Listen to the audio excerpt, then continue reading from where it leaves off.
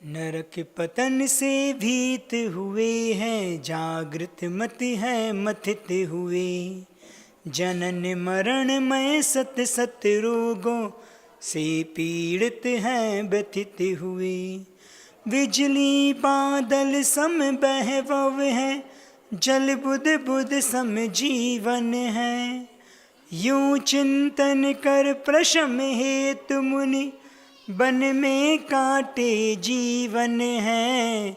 गुप्ति समिति व्रत से संयुत जो, मन से विसुख की ओर रहा। मोहे भाव के प्रबल पवन से, जिनका मन ना डोल रहा। कभी ध्यान में लगे हुए तो, श्रुत मंथन में लीन कभी। कर्म मलों को धोना है सो, तप करते स्वाधीन सुधी। रवि किरणों से तपी शिला पर, सहज विराजे मुनि जन हैं। विधि बंधन को ढीले करते, जिनका मट मैला तन है। गिरि पर चढ़ दिन करके अभिमुख, मुख करके हैं तप तपते। ममत्व मत सर मान रहित हूँ, बने दिगंबर पथ नपते। दिवस रहा हो रात रही हो, बोधामृत का पान करें। क्षमा नीर से सिंचित जिनका, पुण्य का इच्छा विमान अरे। धरे छत्र संतोष भाव के, सहज छाँव का दान करें। यूं सहते मुनि तीव्र ताप को, ज्ञानोदय गुण गान करें। मोर कंठ यालिका समकाले, इंद्रधनुष युत बादल हैं। गरजे बरसे बिजली तड़की, झंझा चलती शीतल है। गगन दशा को देख निशा में, और तपोधन तरुतल में। रहते सहते कहते कुछ ना, भीति नहीं मानस तल में। वर्षा ऋतु में जल की धारा, मानो वाणों की वर्षा। चलित चरित से फिर भी कब हो, करते जाते संघर्षा। वीर रहे नरसिंह रहे मुनि, परिसय रिपु का घात रहे। किंतु सदा भयभीत रहे हैं, इनके पद में माथ रहे। अविरल हिमकण जल से जिनकी, काय कांति ही चली गई। साई साई कर चली हवाएं, हरियाली सब जली गई। शिशिर तुषारी घनी निशा को, व्यतीत करते श्रमण यहाँ। और ओढ़ते धृत कंबल हैं, गगन तले भूषयन यहाँ। एक वर्ष में 3 योग लें, बने पुण्य के वर्धक हैं। वायभ्यंतर 12 विध तप, तपते हैं मद मर्दक हैं। परमोत्तम आनंद मात के, प्यासे बदंत ये प्यारे। आदि व्याधियों उपाधि विरहित, समाधि हम में बस डारे। ग्रीष्म काल में आग बरसती, गिरि शिखरों पर रहते हैं। वर्षा ऋतु में कठिन परिसय, तरुतल रह कर सहते हैं। तथा शिशिर हेमंत काल में, बाहर भू पर सोते हैं। वंद साधु ये वंदन करता, दुर्लभ दर्शन होते हैं। दुर्लभ दर्शन होते हैं। बंद नहीं लिखा, वंदन का वंद लिखा है, दाम या है ना कि बंद का बंद है। वंदन करना, वंदन करते हैं साधु को। योगीश्वर सद भक्ति का करके कायोत्सर्ग, आलोचन उसका करूं ले प्रभु तव संसर्ग। अर्ध सहित दो दीप तथा दो सागर का विस्तार जहाँ, कर्म भूमियाँ 15 जिनमें संतों का संचार रहा। वृक्ष मूल अभ्राओ का स्याओ आतापन का योग धरे, मौन धरे वीरासन आदिक का भी जो उपयोग करे।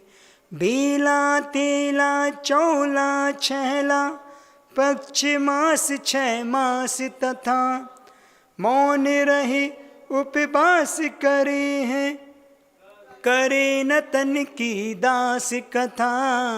भाओ भक्ति से चाओ शक्ति से निर्मल कर कर निज मन को।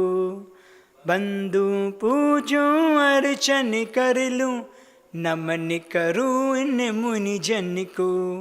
कष्ट दूर हो कर्म चूर हो बोधि लाभ हो सदगति हो।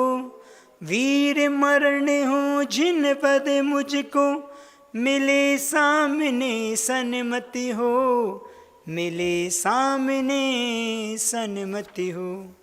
ठीक है, अपन प्रश्नोत्तर मालिका की ओर आते हैं।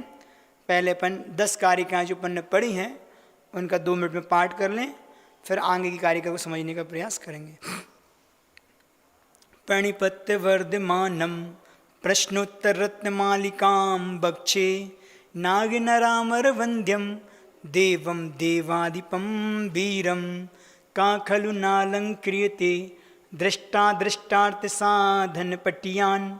कंठस्थितया बिमल प्रश्नोत्तर रत्नमालिकया। भगवन किमुपादेयं गुरुवचनं हेमपि च किं कार्यं। को गुरुरधिगत तत्त्वा सत्यता बुद्धतः सततं। त्वरितं किं कर्तव्यं विदुषा संसार संततिच्छेदः। किं मोक्षतरुर्बीजं सम्यक् ज्ञानं क्रियासहितं। किं पथ्यधनं धर्मा का शुचिर्यस्य मानसं शुद्धं। कः पंडितः विवेकी किं विस्मवधीरिता गुरवः। किं संसारे सारं बहुशोऽपि विचिन्त्यमानमिदमेव। मनुजेषु दृष्टतत्त्वं स्वपरहिताद्युद्धतं जन्म। मदिरेव मोहे जनका कः स्नेहा के च दस्यव्यो विषयः। का भववल्ली तृष्णा को वैरुनन्वनुद्योगः। कस्माद् भयमिव मरणा दन्दादपि को विशिष्यते रागी। का सूर्यो ललना लोचन बाणेर्न च व्यथिता। पातुं करणाञ्जलिभिः किं मृतमिव बुध्यते सदुपदेशः। किं गुरुतायां मूलं यदि तत्प्रार्थनं नाम। किं गहनं स्त्रीचरितं कश्चतुरो यो न खण्डितस्तेने। किं दारिद्र्यमसन्तोष एवं किं लाघवं याञ्चा। किं जीवितमनवद्यं किं जाड्यं पाटवेपनभ्यासा। को जागर्ति विवेकी को निद्रा मूढ़ता जंतो। अपन ने 11 तक पढ़ लिया था और 11वें नंबर को 3-4 दिन खूब अच्छे से समझने का प्रयास भी किया था। क्या समझे थे अपन? 3 क्वेश्चन यहाँ पे अपन ने किए थे कि जीवन क्या है। कलंक से रहित होना ही वास्तव में सही जीवन है, उसमें अपन ने खूब विषय समझा था। दूसरा कि संसार में मनुष्य की जड़ता क्या है। मनुष्य जीवित होते हुए, जीवन होते हुए भी, आत्मा होते हुए जड़ के समान कब होता है? तो कहते जब बुद्धिमान होने पर भी वह जीवन में किसी प्रकार कोई अभ्यास नहीं करता, कोई किसी चीज़ के लिए प्रयास नहीं करता, यत्न नहीं करना ही उसकी सबसे बड़ी जड़ता है। और तीसरा को जागृति, अर्थात जागृत कौन है, सचेत कौन है? तो उन्होंने कहा जो विवेकी होता है वह विवेकवान व्यक्ति ही जागृत होता है और चौथा प्रश्न था का निद्रा, निद्रा क्या है? तो लिखा है प्राणियों की मूर्ता। कई प्रकार से मूर्तापन्न देश विदेशों में होती है।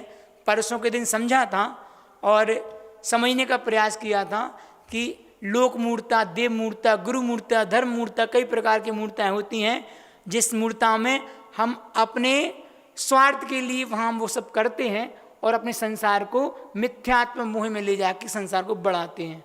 तो देखो कि निद्रा एक प्रकार की होती है कि धर्म के प्रति हमारी बुद्धि नहीं होना, धर्म के प्रति आस्था नहीं होना, ऐसा लगना कि नहीं अभी तो जीवन बहुत है, अभी तो मौज मस्ती खाने कमाने में जीवन निकालो।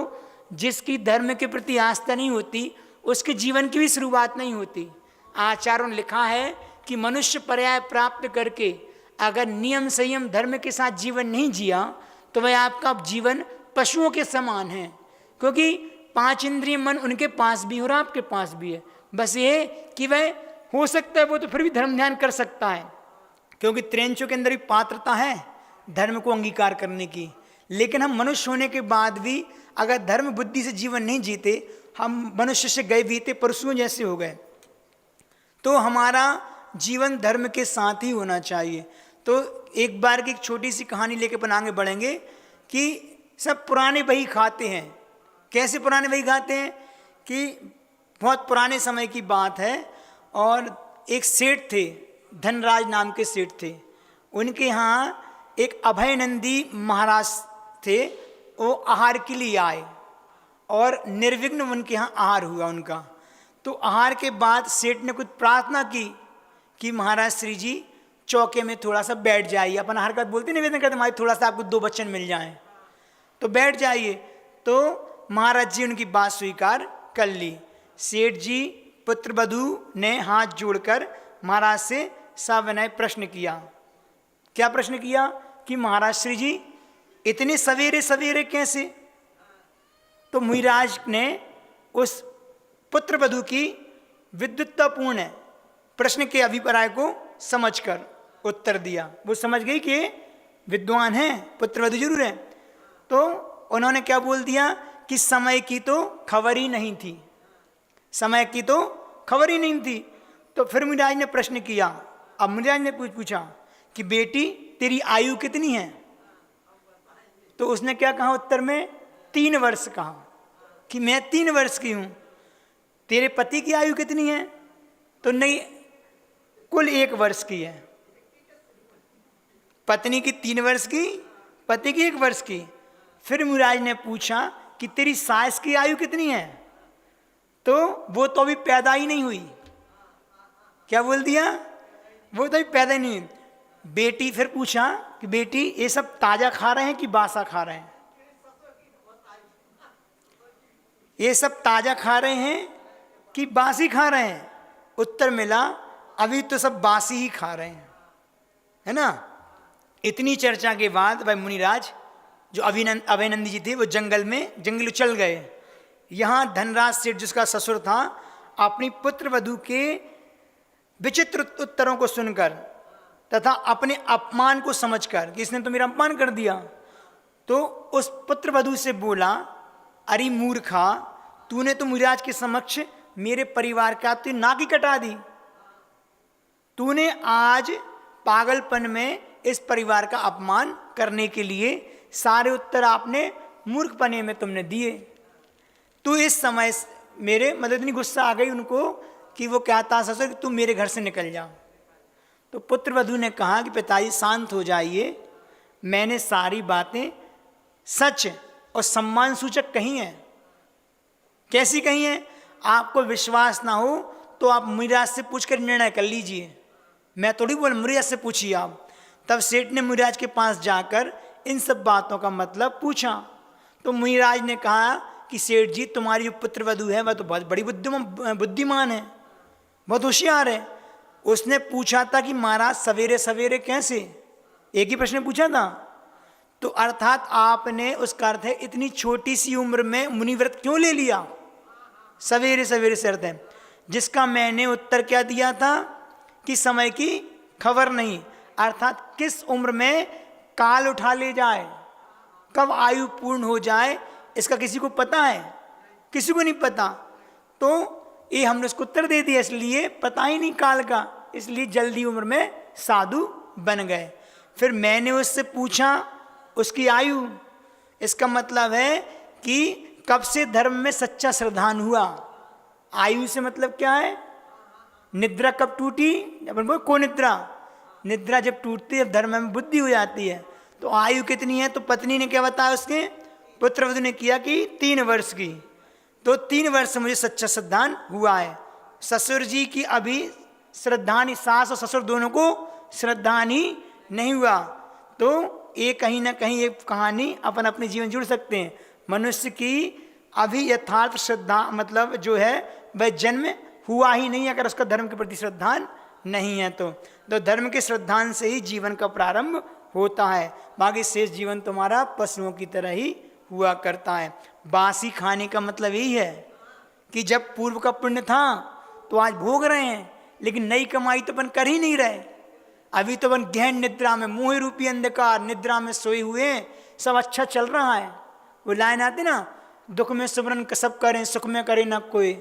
तो वो सबकी आदत रहती, जब तक धन वैभव होता है, भोग विलासिता होती है, तो भगवान तो सबसे पीछे होते हैं। सबसे पहले तो वो वही चीज़ दिखती है, सुख के साधन, पंचेंद्र के विषय भोग। तो ये सारी चीज़ें कहीं ना कहीं हमारे लिए सुख में करना चाहिए। पुण्य के योग से घर परिवार संपदा मिला है तो आदमी विषय भोगों में ही खर्चा करता है। बहुत कम लोग हैं जिसका सदुपयोग करें तो परंपरा से फिर वो मुक्ति में कारण बनता है। पुण्य कौन सा ही है? वह पुण्य ही है जो तुम्हें मिला है, उसका तुम दुरुपयोग करो और इच्छा करो, काम भोग की इच्छा से अगर वो पुण्य कमा रहे हो तो वो ही है। नहीं तो वास्तव में देखें तो ये जो जितनी भी क्रियाएं षडावश्यक अपन भगवान की करते हैं, आवश्यक अपने करते हैं, वो सारे हमारे लिए पुण्य को बढ़ाने वाली तो हैं, और पुण्य ही तो परंपरा से मुक्ति में कारण है। आचार्य कुंद महाराज कहते पुण्य फलार्हंता, पुण्य का फल ही अनंत पद है। क्योंकि 10वें गुण स्थान के बाद जो अनुभाग में वृद्धि होती है वह संसार में कभी होती नहीं है। उत्कृष्ट क्वालिटी का फल मिलता है, उत्कृष्ट क्वालिटी का कर्म का बंध होता है। तो ये कहीं ना कहीं अपन लिए इतनी सी बात है, पुण्य के योग से अगर मिला है तो उसका सदुपयोग करना है। विषय भोगों में अगर अपन कर रहे हैं तो वो एक प्रकार से क्या कर रहे हैं? दुरुपयोग ही कर रहे हैं। तो ये अपनी भी बुद्धिमत्ता होना चाहिए। अपन आकलन कर लें हमारे परिवार में हम कैसे हैं और हमारे सदस्य कैसे हैं, जो के धर्म के प्रति कितनी आस्था रखते हैं। अभी जन्म हुआ कि नहीं हुआ? ऐसे कई जैन हैं, जैन कुल में उत्पन्न हो गए हैं, जैनी तो बन गए हैं, लेकिन अभी तक धर्म में प्रवेश नहीं हुआ, जीवन की शुरुआत ही नहीं हुई। उन्होंने लिखा ना कि अगर एक पापी व्यक्ति है वह सोता रहे तो अच्छा है। क्यों? जितना सोएगा उतना कम पाप करेगा। एक पुण्यात्मा कोई व्यक्ति है वो जितना जागे उतना अच्छा है, क्योंकि जितना सोएगा उतना पाप करेगा वो। तो ये सारी चीज़ें कहीं ना कहीं हमारे लिए देखना, हमारा जीवन कैसा। चलिए अपन आगे की कारिका लेते हैं, 12वें नंबर की है। सबसे पहले इसका उच्चारण कर लें।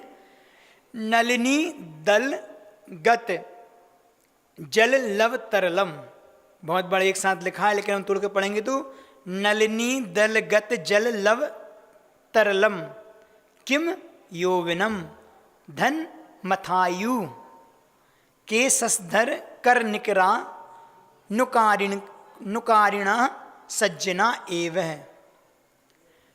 नलिनी दलगत जल लव तरलम किम यौवनम धन मथायु केशधर कर निकरा नुकारिणः सज्जना एवं। नलिनी दलगत जल लव तरलम किम यौवनम धन मथायु केशधर कर निकरा नुकारिणः सज्जना एवं। नलिनी दलगत जल लव तरलम किम यौवनम धन मथायु केशधर कर निकरा नुकारिणा सज्जना एवं। इसका अपन पद्यानुवाद देख लें फिर अपन आगे बढ़ेंगे। कमल पत्र पर जल की छोटी बूंदों सम क्षण भंगुर क्या, यौवन धन और आयु क्षणिक है, रहा भरोसा इनका क्या। शीतल पावन चंद्र किरण के समूह का अनुकरण करें। कौन रहे वे सज्जन जन हैं, सब जीवों के कष्ट हरें। बहुत अच्छी कारिका है, अब इसको समझेंगे थोड़ा थोड़ा करके। तो क्या कह रहे हैं इसमें? नलिनी दल गत जल लव तरलम। तो नलिनी मतलब क्या होता है? कमल को बोलते हैं नलिनी, और दल मतलब उसके पत्ते। तो कमल के पत्तों पर जो छोटी जल के, लब मतलब समान, तरलम मतलब क्षणभंगुर, कमल के पत्ते पर छोटी बूंदों के समान जो क्षणभंगुर है, वह किम क्या है? क्या प्रश्न किया? कमल के पत्ते होते हैं, उनके अगर आपने कभी देखा हो तालाब में या कहीं पे भी, तो छोटी बूंदों के समान, उनमें मोती की समान बूंदें बैठी रहती हैं पत्ते। तो वो कैसे क्षणभंगुर हैं, कब वो नीचे गिर जाएं, कब वो सूख जाएं, पता नहीं।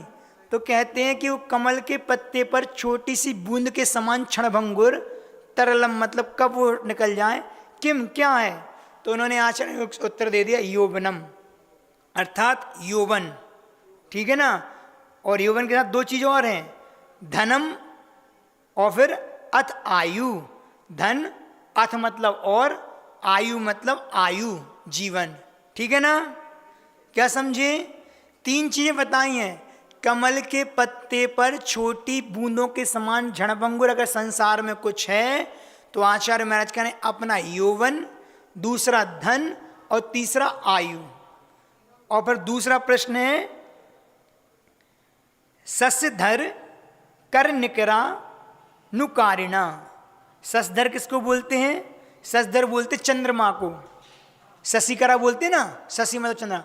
तो चंद्रमा की कर मतलब किरणों के, निकरा मतलब निकर समूह का, अनुकरण कारिणा अनुकरण करने वाला, उनको फॉलो करने वाला, अर्थात चंद्रमा की किरणों के समूह का अनुकरण करने वाला के अर्थात कौन है?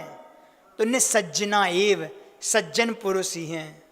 सज्जन पुरुष कैसे होते हैं? जो चंद्रमा की किरणों का अनुकरण करने वाले होते हैं। हम बताएंगे कैसा अनुकरण करने वाले हैं, अभी तो सिर्फ समझ लो। अभी पहले अपन पहले प्रश्न का उत्तर समझने का प्रयास करेंगे। तो क्या बोल रहे हैं?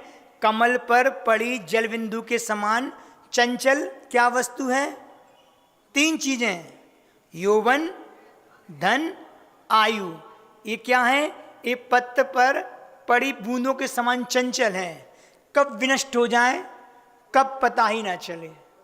ये बहुत अच्छी चीज है, मतलब तीनों चीजें हैं और कुछ भी, तीनों चीजें तो कुछ भी चंचल नहीं। वैसे तो संसार में देखें तो प्रत्येक वस्तु चंचल, चंचल कहो क्षणिक कहो, मतलब जल्दी मिटने वाली, छूटने वाली है। अर्थात अपन भावनाओं की बात करें तो अनित्य है। संसार में कोई चीज भी नित्य नहीं है। कुछ नित्य है क्या? कुछ भी शाश्वत नहीं है। सारी चीज मिटने, टूटने, छूटने वाली हैं। लेकिन हम जीवन कैसा जीते इन सब को लेके? हमें ऐसा विश्वास होता है कि मुझसे कुछ भी नहीं छूटना, कुछ भी नहीं छूटना। हमें विश्वास हो हम हमेशा जवान बने रहेंगे। हमें विश्वास होता है मेरा धन कभी कम नहीं होने वाला। मुझे विश्वास होता है मेरी आयु कभी क्षीण नहीं होने वाली। हम देखते हुए भी अनजान बने रहते हैं क्योंकि अपने आप पर विश्वास नहीं होता। हम कभी नहीं चाहते कि हम बूढ़े हो जाएं। कोई चाहता है कि मर जाएं? कोई नहीं चाहता कि हमारी आयु खत्म हो जाए, कि हम जल्दी मरण को प्राप्त हो जाएं। हर इंसान हो, चाहे देव हो चाहे त्रियंच हो, सारे जीना चाहते हैं। लेकिन बस यही कि इसके लिए हम उपाय नहीं कर पाते कि जब जाना ही है तो अच्छा करके जाएं। जीवन में एक संतुष्टि का जीवन जिए, एक खुशी वाला जीवन जिए, ताकि एक सुख प्राप्त हमें इस जीवन में भी हो और हमारे आने वाले जीवन में भी हो। अपन क्या करते हैं? वो लाइन है ना, लड़कपन खेल में खोया, जवानी नींद भर सोया, बुढ़ापा देख कर रोया, बुढ़ापा देख कर रोया। ऐसा ही गाना गाते ना। तो लड़कपन पूरा अपन खेल में खो देते हैं। जवानी की बात आती तो मौज मस्ती और शौक में सोने, एक सोना ही होता है, खोल दे। और जब बुढ़ापा आता है तो फिर अपने जीवन को लेकर रोते हैं, अब कुछ नहीं कर पाए। तो ये तीन चीजें अपने आप में नष्ट होने वाली हैं, अर्थात कि अनित्य है। संसार में ये विश्वास होना चाहिए कुछ भी नित्य नहीं है। आचार्य पूज्यपाद स्वामी महाराज बहुत अच्छी करिका बोलते हैं, दिग्देशेव्या खगायुत्ते सब वसंती नगे नगे श्वासाकार वशाद्यंती देशे दिक्षु प्रगे प्रगे। क्या अर्थ हुआ? दिशाओं दिशाओं से पंछी उड़ के आते हैं। शाम के टाइम अपने देखा हो पेड़ पे इकट्ठे हो जाते हैं, दिन भर तो वो अपनी अपनी दिशाओं में घूमते खाते पीते मौज मस्ती चल चलाते सब करते हैं।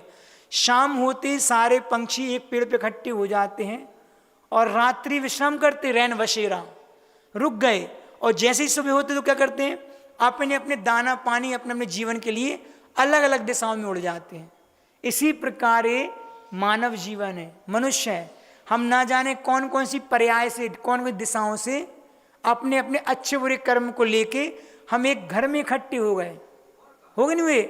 माँ मिल गई, पिता मिल गए, पत्नी बच्चे मिल गए, पूरा वैभव मिल गया। ये सब हम एक कुनवा में इकट्ठे हो गए। अब यहाँ इकट्ठे होकर आपस में जो राग देश अच्छा बुरा जीवन जिया, और जैसे मेरे जीवन की सांझ हुई, जीवन की आयु ढली, हम अपने अपने कर्मों के हिसाब से अपनी अपनी दिशाओं में उड़ गए। ऐसा ही होता है ना? ऐसा ही होता है। लेकिन इसके बाद भी हम संसार में ऐसा जीवन जीते हैं मुझे कभी जाना ही ना हो। अपनी गृहस्थी को ऐसे बसा के रखते हैं, अपने परिवार को ऐसा मानते हैं, अपनों के बीच हमारे संबंध गाढ़ राग मोह के संबंध है, ये कभी नहीं छूटने वाले हों। जैसे पक्की बात है, उनके माध्यम से जो कर्म बांधा वो कभी नहीं छूटेगा, फल दे के ही छूटेगा। अपन सोचें कि जितना परिवार के बीच में रह के हम संबंध को स्थापित करते हैं, कोई साथ देने वाला है क्या? उनके लिए तो खूब करके दिया, लेकिन उसके माध्यम जो कर्म बांधा उसको भोगना तो सिर्फ अपन ही पड़ेगा। जिस पत्नी को, जिस बच्चों को आपने कर करके दिया, वो आपका साथ नहीं देंगे कर्म भोगने में, कि उनके माध्यम से ने पाप कमाया तो थोड़ा पाप का हिस्सा इनको भी मिल जाए। क्यों? सिद्धांत है, हम जो करेंगे वो हमें मिलेगा और वो करेंगे उनको मिलेगा। स्वयं कृतम कर्म यदात्मना पुरा फलम तदीयम लभते शुभाशुभम कर्ण दत्तम यदि लभ्यते स्फुटम स्वयं कृतम कर्म निरर्थकम तदा। क्या हुआ अर्थ?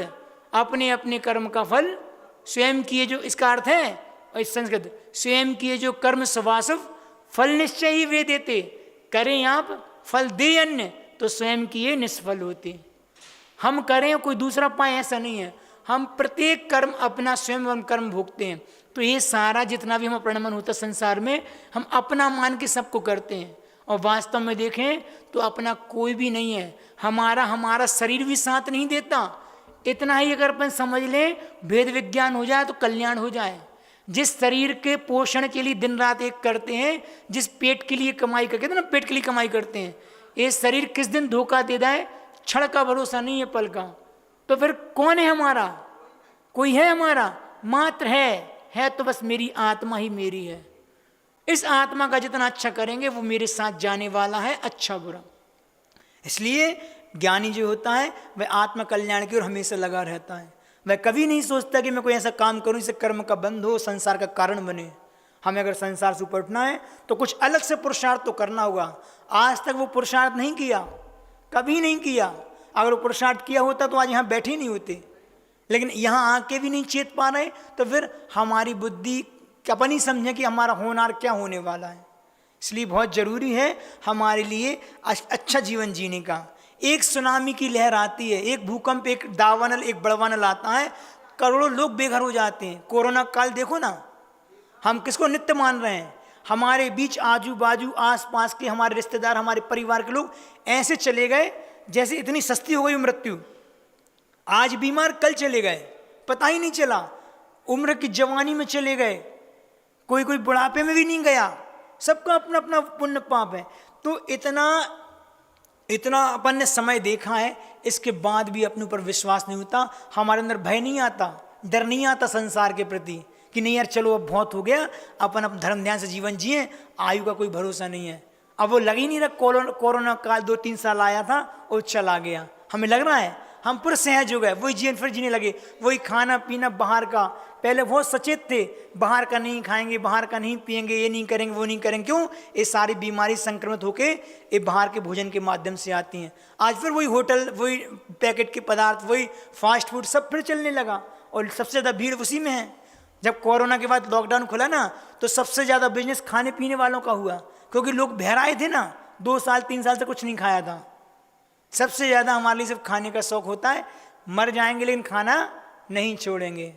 तो ये चीज़ें कहीं ना कहीं हमारे लिए, कितने लोग मतलब किस प्रकार के प्राकृतिक आपदाओं के माध्यम चले जाते हैं, सब नष्ट हो जाता है, धन भी नष्ट हो जाता है, धान्य भी नष्ट हो जाता है, लेकिन इसके बाद भी हम सचेत नहीं होते। त्राही त्राही सब जगह मस्ती है, आदमी घबरा तो जाता है उस समय, लेकिन दूसरे समय में फिर नॉर्मल हो जाता है, उसको लगता ही नहीं कि हमारे साथ कुछ घटित हुआ है। तो ये कहीं ना कहीं ये बातें हैं जो तीनों बताई हैं, ये चंचल हैं। इसका कारण है कि मनुष्य इन तीनों से सबसे ज़्यादा प्रेम करता है। सबसे ज़्यादा प्रेम होता है कौन कौन से? अपनी जवानी से, अपने धन से और अपनी आयु से। तीनों चीज़ों से आदमी समझा, कोई नहीं चाहता कि मेरी जवानी चली जाए, सरकती जा रही है। अगर अपन उठा के देखें, ऐसा लगता है अभी कुछ दिन पहले तो स्कूल में पढ़ते थे, बच्चों जैसे थे, और अब अगर वास्तव अपनी अब फोटो देखें, अरे दाढ़ी मूछ में सफ़ेद बाल हो गए, वो झुर्रियाँ आने लगी। पहले कैसा शरीर था, अब कैसा शरीर हो गया। 40 साल का शरीर कुछ है, 10-15 साल का शरीर कुछ है, और 10-20 साल बाद तो पूरे होने ही है, लेकिन इसके बाद भी अंदर से भाव रहता, अभी तो मैं जवान हूँ, अभी तो मेरे दिन खाने पीने मौज मस्ती के हैं। ऐसे निकलते हैं, समय पता ही नहीं चलता, कब सुबह कब शाम कब क्या हुआ कुछ भी पता नहीं चलता। तो अपन को क्या करना है, अपन को जीवन अब ऐसे जीना है कि चाहे वो जवानी हो, चाहे बचपन हो, चाहे हमारा बुढ़ापा हो, हम एक आदर्श जीवन जीना है, ताकि अगर आयु समाप्त भी हो जाए, हम चले भी जाएं, तो यहाँ भी संतुष्ट रहें, और जहाँ जहाँ वहाँ संतुष्टि का जीवन वहाँ मिलेगा। जब तक व्यक्ति यहाँ संतुष्ट नहीं है, यहाँ अच्छा जीवन नहीं जिएगा, तो उसको आगे भी अच्छा नहीं मिलने वाला। जब यहाँ अच्छा करोगे तो भविष्य में अच्छा मिलने वाला है। हाँ, सबके लिए बता रहे हैं, एक के लिए थोड़ी बता रहे हैं। वो सब अपना अपना आकलन करें, हम अपना कर रहे हैं, हमें अपना देखना है। तो यौवन है, कोई भी नहीं चाहता यौवन में कि मैं बूढ़ा हूँ, बूढ़ा कोई नहीं होना चाहता, उसे बुढ़ापा अच्छा लगता ही नहीं है। सबको यौवन अच्छा लगता है, और ऐसा लगता है कि हमारा यौवन स्थिर रहे, और उसको रखने के लिए, अपनी जवानी को कायम रखने के लिए आज दुनिया के उपक्रम करते हैं लोग, दुनिया के उपाय करते हैं कि अगर थोड़े से बीमार हो जाते हैं तो अपन औषधियाँ ले लेते हैं, शरीर को स्वस्थ रखने के लिए दुनिया के व्यायाम एक्सरसाइज सब कुछ करते हैं। थोड़ा सा कोई रोग हो जाए, दुनिया के वैष्णव में लिप्त हों, अगर साधु कहे कि भैया छोड़ दो, शरीर के लिए नुकसानदायक है, नहीं छोड़ेंगे, लेकिन डॉक्टर कह देगा अब जीवन की बात आ गई, तो तुरंत छूट जाती है वो चीज़। समय से छूट जाती तो ये रोग आदि क्यों आते। देखो कितने होनहार हैं, उनसे 2 बात कहते हैं वो तैयार हो जाते हैं। ये विदेशी आते ना फिरंगी, वो सारे देखो, उनसे अभी हम बैठे थे 5 मिनट में, वो तीनों महिलाएं जो आई थी, वो प्रतिदिन दिन में 2 बार 3 बार खाती थी। हमने आपके शरीर के लिए बहुत बिल्कुल अच्छा नहीं है, आप लोग बहुत जल्दी अपने जीवन को बर्बाद कर देंगे।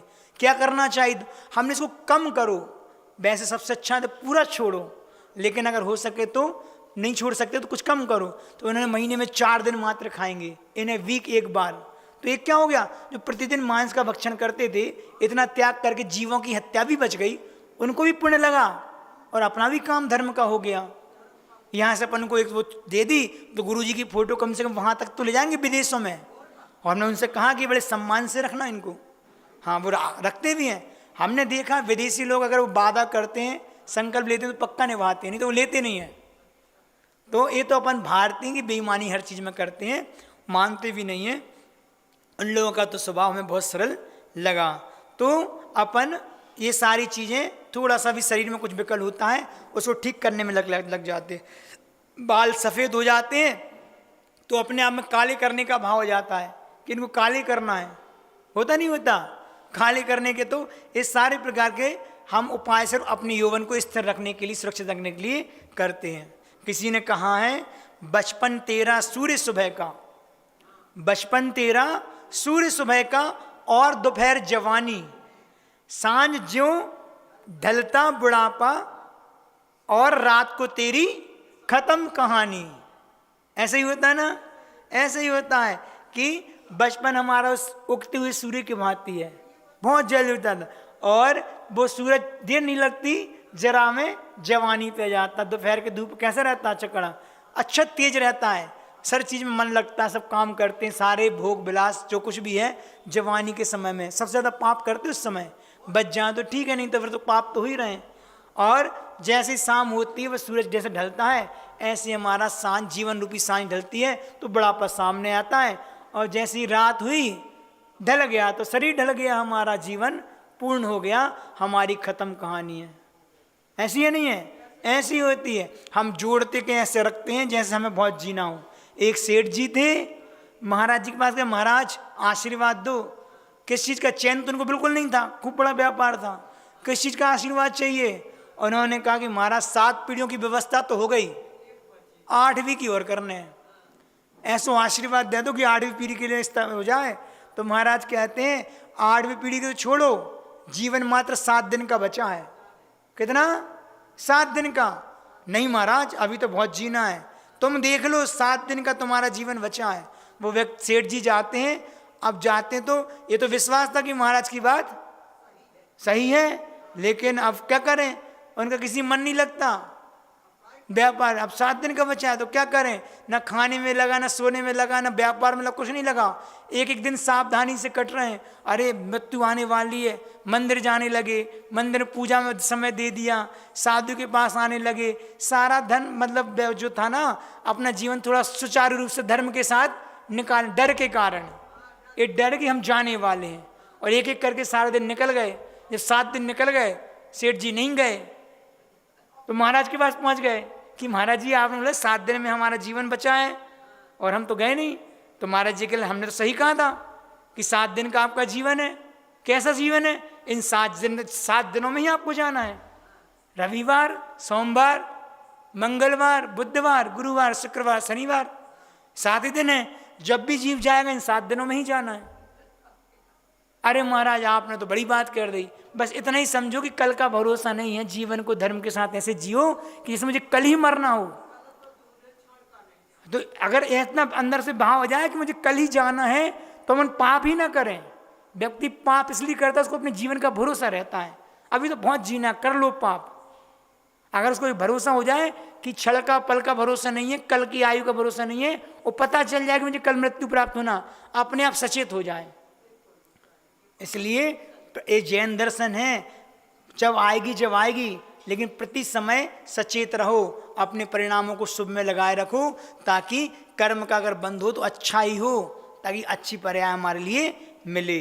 तो अपन इतना ही है, यौवन के बारे में अपन ने पढ़ा, कल अपन धन और आयु के बारे में और समझने का प्रयास करेंगे। आज इतना ही पर्याप्त है। आज एक कहानी सुनाई थी, उसको याद रखना। कौन सी?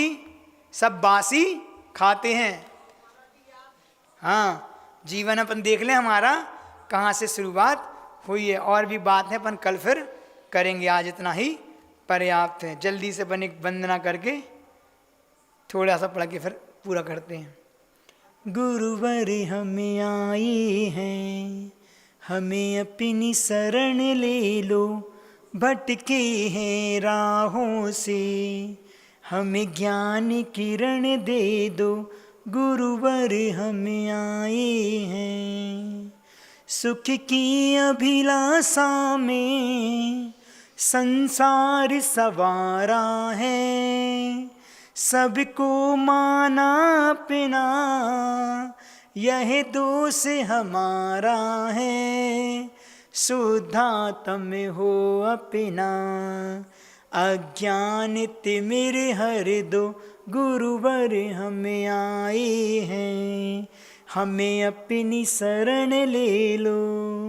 कर्मों ने सताए हैं, भौ भौ में रुलाए हैं, 84 के चक्कर में कई जन्म गवाए हैं, भव बंधन काट सके, वै शक्ति हमें दे दो, गुरुवर हमें आए हैं, हमें अपनी शरण ले लो। तोड़ा जग से नाता, तुम्हें सब कुछ माना है, तुम ही तो हितैषी हो, दिल से पहचाना है, हम दास हैं चरणों के, पहचाने अमर कर दो, गुरुवर हमें आए हैं, हमें अपनी शरण ले लो, बस एक ही इच्छा है, गुरु नित्य रहे उर में, गुरु नित्य रहे उर में, मम आत्म ज्योति जगे, यही एक तमन्ना है, मुझे शाश्वत सुख दे दो, गुरुवर हम आए हैं, हमें अपनी शरण ले लो, भटके हैं राहों से, हमें ज्ञान किरण दे दो। गुरुदेव भगवान श्री विद्यासागर जी महाराज की